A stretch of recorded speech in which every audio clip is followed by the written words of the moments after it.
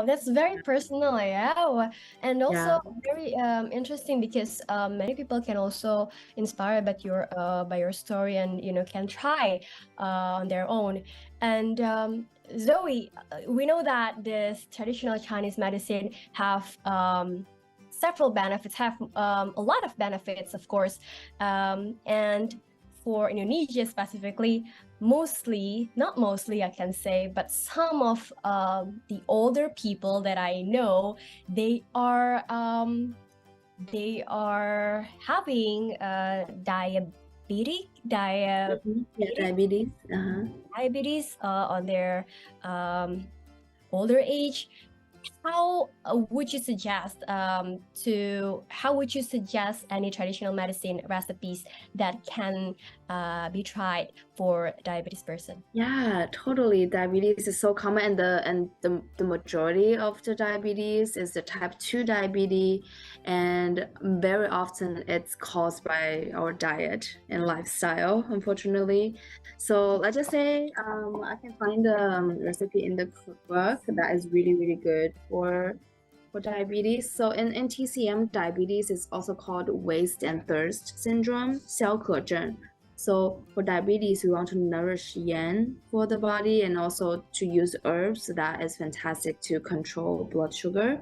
So I would actually recommend one of the drink recipe that's made with lotus roots, a little pear, and two herbs called maidong, and then also shasheng. So these herbs are really good to nourish the yin for the body and balance blood sugar.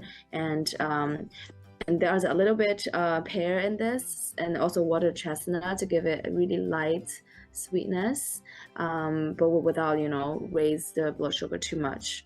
So I really love this recipe for So diabetes. it's a drink recipe, It's a right? drink recipe. Yeah, it's a drink. It's like herbal juice. I would say. Okay. Yeah, it's very tasty and good for diabetes. And also there's this over right here. So because we would recommend to have less refined sugar, right? If your Yeah, diabetes just to of control course. blood sugar. So you can have this. It's a monk fruit, and it will make your beverage or your food sweet without raise your blood sugar at all. So it's a great substitution if you have diabetes, but you also have a sweet tooth. Let's say you just want that sugar in your tea, in your coffee. You could use monk fruits. You can also buy the nowadays they sell extract that's already in the powdered form, so it's easier to use than the whole one. Yeah. Yeah, thanks so much for sharing this because I know we have to choose like a substitute for the sugar for the diabetes, right? To make Yeah. the drink or maybe the food tastier, but Mhm. without feeling guilty. Yeah, definitely. I think it's not about not having anything sweet. It's about find the good substitution, as you said. That's correct. Also, so Zoe, one more thing. Can you give us the Sure. recipe for a simple traditional recipe Chinese medicine that can maybe combat fever? What do you usually use? Oh, for fever, yeah. So for fever or like a cold, specifically for fever. Maybe, yeah, fever or cold.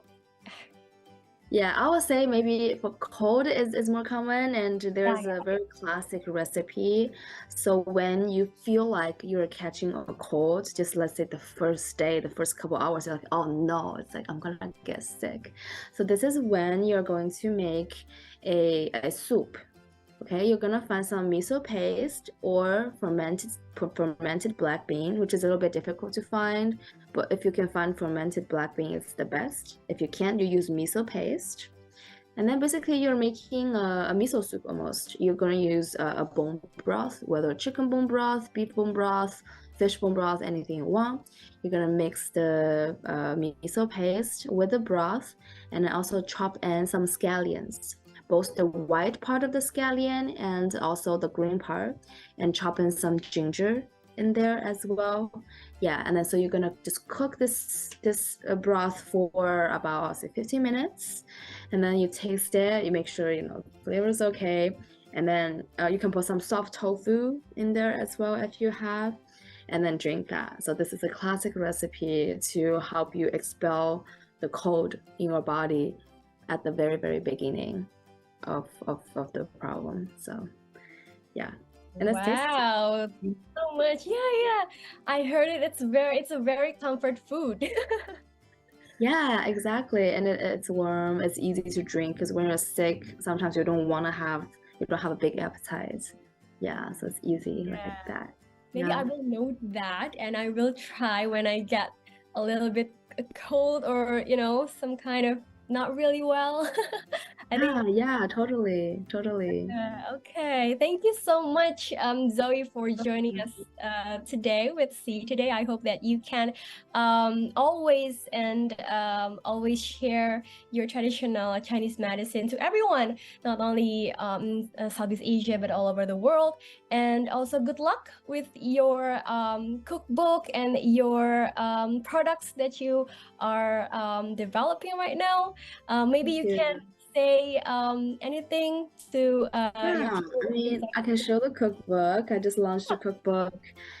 I will say it's more than a cookbook because in it I teach what Chinese medicine is, what Chinese medicine through therapy is. So if you want to learn about it, I will say it's a really good tool book. And I introduce 50 herbs like that, what they are, what their function is, how you can use it, their story. So I think it's a very useful book. If anybody's interested in learn more, you can buy I believe on Amazon. I think it can be shipped to Asia, but if not, the ebook version is also available. So it's called the 5-Element Cookbook. Great. Okay. Thank you so much, Zoe, for joining us, and hope to see you soon here in Indonesia, maybe. Oh, I would love to come.